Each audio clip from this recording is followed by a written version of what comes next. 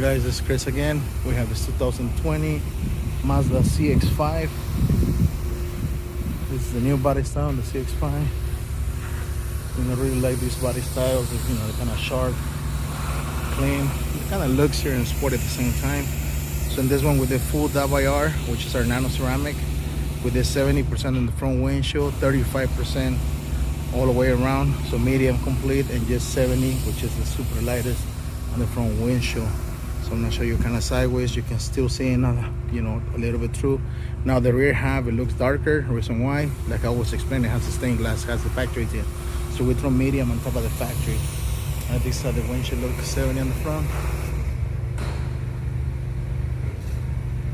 So California guys, we have all this fire going. Right now it's kind of foggy. It's a lot of fog coming out right now. So it's kind of hard to see the film on the outside. Man, they're like this thing.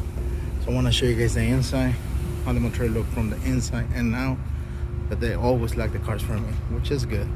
So there it goes, guys. If there's any questions, concerns, give us a call. 909-570-9954.